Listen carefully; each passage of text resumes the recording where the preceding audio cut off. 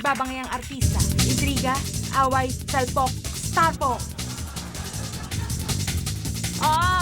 Magandang araw sa ating mga manonood, no? Nandito na naman tayo sa Starpok, kung saan nag-iimbita tayo ng mga tao na kung sino-sino para mailabas nila kanilang mga sama ng loob, ang kanilang mga galit at kung ano-ano pa sa kanilang mga kaaway. At ngayon, syempre, ating panauhin ay ang kontrobersyal na grupo na ang tawag nila sa kanila ay Dabading. So, kamusta na kayo? Mabuti naman po. Eto, syempre, nasa showbiz kami. So, punong-puno na naman po kami ng intriga. Alam niyo naman sa showbiz. Ay, nako, totoo yan. At alam nyo ba na napakasikat nyo na ngayon? Ano nga ba ang mga pangalan ninyo? Of course, I'm Kudet Punasan. Hello. Hi. Ako naman po pala si Kat. Kat Di Pusa. Yeah. At ako naman po yung pinagmula ng away, si Pachin Palomino.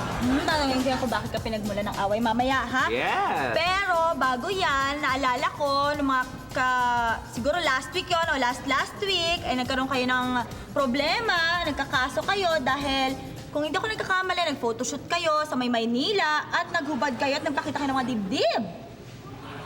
Ay nako, alam nyo, sa totoo lang, wala kami nakikitang dahilan eh. Wala kami nakitang reason na masama doon sa ginawa namin dahil una-una siguro kaya sila nakakapansin sa amin dahil sila lang yung mga malisyoso. Yes. Ganun ba? Isa pa, mga bading kami. So wala namang masama. Art lang yun eh. Exactly. Di ba so walang big deal? Very, very art. You know the problem kasi, sa sobrang hirap, kasi sobrang mga beauties namin, nakakalimutan yata nila at nawawala sa mga isip nila na hindi naman kami mga totoong babae. At sa tingin ko, alam mo, baka tinaplan si Mayor Pienza.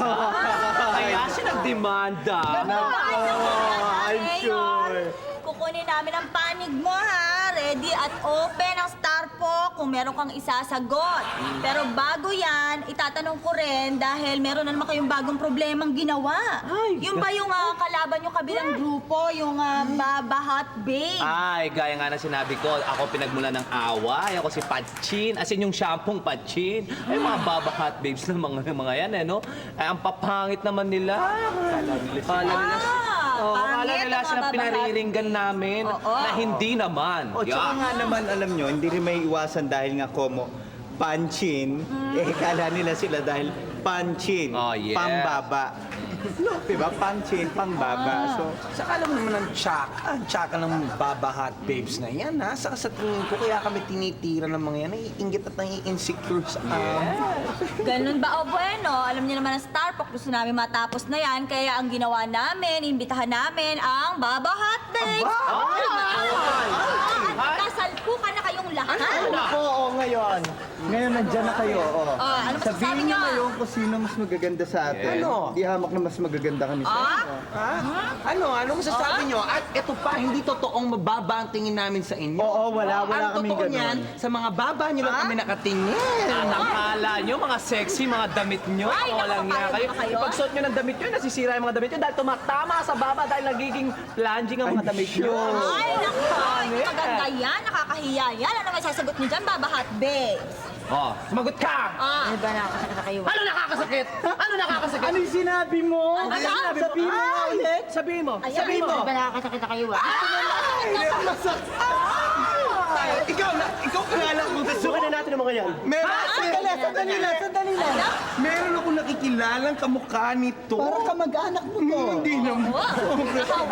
Ano masasabi mo? Hoy, Ano? Ay, nako. sige, mag-away na tayo. Simulan na natin. Mag-away na tayo. Yan,